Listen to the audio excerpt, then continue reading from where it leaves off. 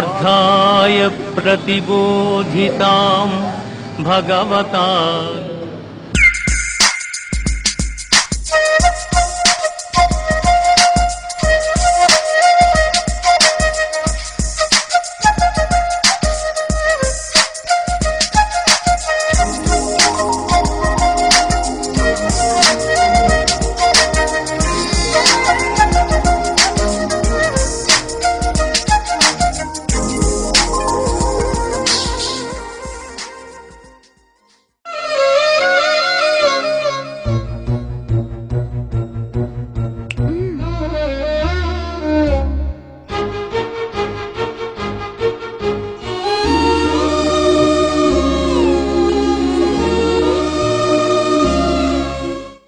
శాంతి, నువ్వు లేని ఈ శేష జీవితం సీనుగాడితో గడిపేస్తాను.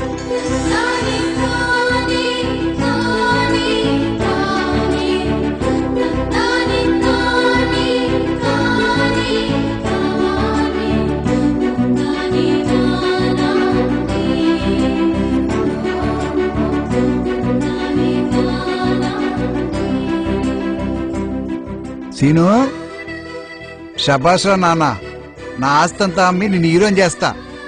నాన్నా, నాకు ఉద్యోగం వచ్చింది. నీకు ఉద్యోగం వచ్చింది, నాకు రిటైర్మెంట్. డియర్ ఫ్రెండ్స్, విశ్వనాథ్ గారి రిటైర్మెంట్ డే సందర్భంగా సన్మానిస్తున్నాం. ఇప్పుడు విశ్వనాథ్ గారు మాట్లాడవలసిందిగా కోరుతున్నాం. ప్రతి ఉద్యోగి జీవితంలో పుట్టినరోజుకి పిలుస్తారు, పెళ్లి రోజుకి ఆహ్వానిస్తారు, షష్ఠి పూర్తికి కబురు పెడతారు. కానీ రిటైర్మెంట్కు, చావుకు ఎటువంటి పిలుపులు లేకుండానే అందరూ ఆహ్వానితులై నిండు మనసుతో ఆశీర్వదిస్తారు. కానీ నా ఈ రిటైర్మెంట్ ఫంక్షన్ ఇంత ఘనంగా నిర్వహించిన నా సోదరులందరికీ ధన్యవాదములు. Thank you. సీను, లేరా, ఆరతి తీసుకో, డ్యూటీకి టైం అయింది. నీరసంగా ఉంది, లేవలేకపోతున్నాను. ఏమైందిరా? అయ్యయ్యో, ఒళ్ళంతా కాలిపోతుంది కదా నాన్న. జ్వరం వచ్చిందా? మంచినీళ్ళు తాగు.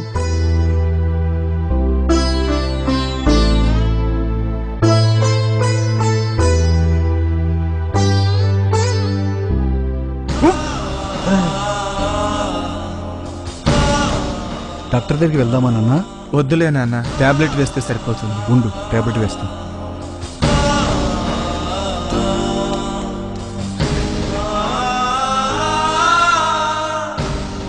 తగ్గిపోతుందండి.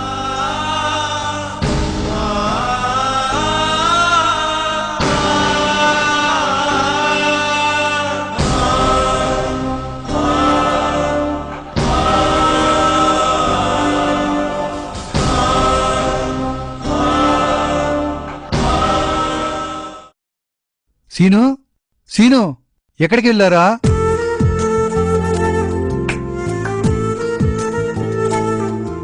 అయ్యయ్యో, మీ నాన్న వచ్చారు.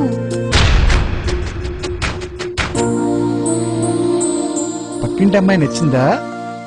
చా, అంత బాగుంటుందా? అబ్బా, ఫిగర్ బాగుంటే లవ్ ఏంటి బాబాయ్? దీని అమ్మ బత్తాయో. పెళ్లి చేసుకుంటావా? మాట్లాడాలా? దానమ్మ బ్రోకర్ ఇంత రిచ్చా? ఏంటో మీదకొస్తున్నావు? వదలండిరా, చచ్చిపోతాడ్రా వాడు. వదలండిరా. నాన్న, రే, వదలండిరా. Police, police, police. ఏం కాలేదు కదా నాన్న? ఏం కాలేదులే నాన్న. అయితే అమ్మాయిని రేపు ఇంటి దగ్గర రమ్మని చెప్పు. పెండ్లి గురించి మాట్లాడిస్తాను. సరే నాన్న. డైరెక్ట్ విషయానికి వచ్చేద్దాం అమ్మా. సీనుకి అమ్మైనా నాన్నైనా సర్వం నేనే. ఆ బాధ్యత నువ్వు తీసుకుంటాను అంటే నిన్ను నా కోడలిగా చేసుకోవడానికి నేను అంగీకరిస్తాను. నువ్వు అనాథవు కాబట్టి సింపుల్గా రిజిస్టర్ మ్యారేజ్ చేసేద్దాం. ఏమంటావు ప్రసన్న? మీరెలా అంటే అలా అంకుల్. ప్రసన్న మీరేనమ్మా? అవును. శ్రీనివాస్ మీరేనా? అవును సార్. ఈ పెళ్లి మీ ఇద్దరికి ఇష్టమే కదమ్మా? అవును సార్. ఇక్కడ సంతకాలు పెట్టండి.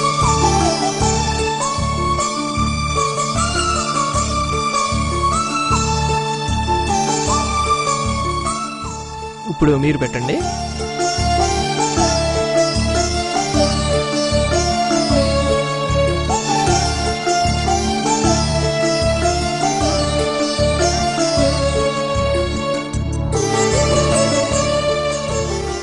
నిండు నూరిల్లు చల్లగా ఉండనమ్మా. నాన్న త్వరగా ఎదురురా, ఆఫీస్కి టైం అవుతోంది.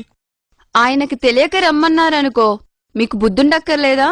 శుభమా అనే ఆఫీస్కి బయలుదేరుతుంటే భార్య లేని మీరు ఎదురు రావచ్చా? కూర్చోండి. బాయ్. అవును నిజమే, ఇంటికి మహాలక్ష్మి వచ్చింది. మట్టి బుర్ర నాకే అర్థం కాలేదు. అయ్యయ్యో, నీ చేతులు ఇరిగిపోను. ఒకటా రెండా 500 రూపాయలు పోసుకున్న మొక్క అన్యాయంగా వాడిపోయింది. రోజుకు 10 సార్లు నీళ్లు పోస్తే ఏ మొక్క అయితే బతుకుతుంది? దానికి బదులు నువ్వు చచ్చినా బాగుండేది, పీడా పోయేది. ఇంత చిన్న విషయానికి నా చావు కొడుకుంటున్నావా తల్లి? అంటే నేను నీకు కోడలిలా కాకుండా తల్లిలా కనిపిస్తున్నానా? నువ్వు అలా ఎందుకు అనుకుంటున్నావమ్మా? నేను అమ్మని కాలేదనేగా, నీ కొడుకు చేత కానివాడనేగా. ఇంటికి రాని నీ కొడుకుని నువ్వో నేనో తేలిపోవాలి. హలో హలో డియర్, ఈరోజు మన పెళ్లి రోజు కదా. పూలు పండ్లతో పాటు నీకు నచ్చిన నాగార్జున మనీషా నటించిన తెలుసా మనసా సీడీ కూడా తెస్తున్నాను.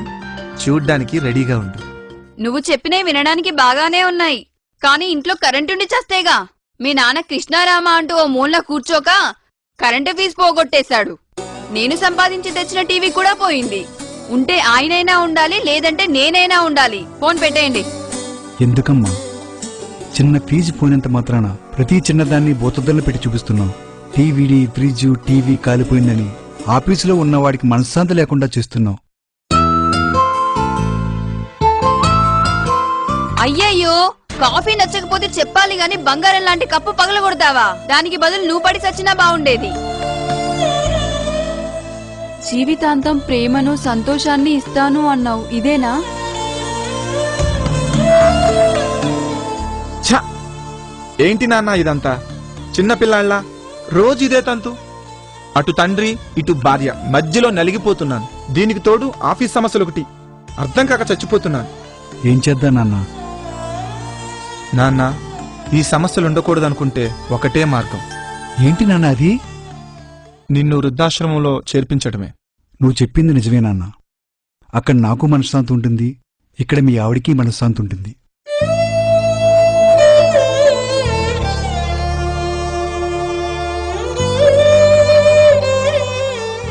నాన్న, నువ్వు వెళ్ళి కూర్చో, నేను లగేజ్ తీసుకొస్తాను. సరేరా. మీరు ఈరోజు అనాథ శరణాలయంలో జాయిన్ అవుతున్నారా? అయ్యా నమస్కారం అయ్యా. నమస్తే, రండి జోసెఫ్ గారు. అవునయ్యా. అయ్యా మీరు విశ్వనాథ్ గారు కదూ? అవును, నేను మీకు తెలుసా?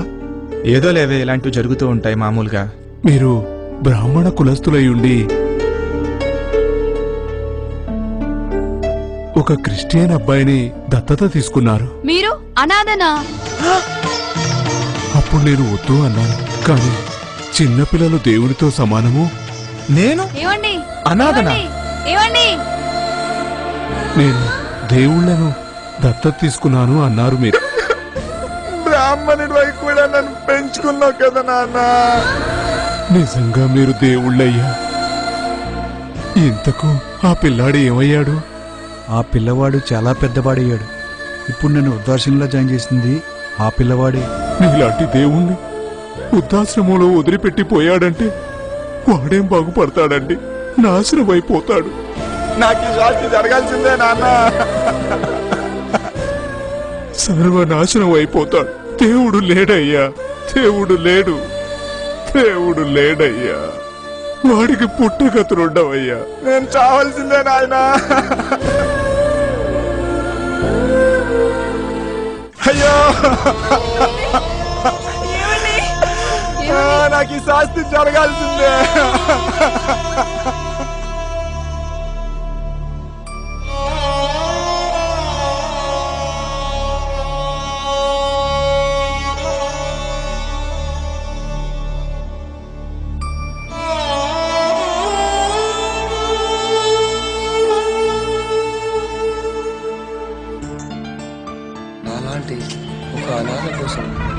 జీవితాన్ని ఇస్తే నేను మా నాన్న లాంటి 100 మంది వృద్ధులకు ఆశ్రయం కావాలని ఈ ఆశ్రమాన్ని నిర్మించాను.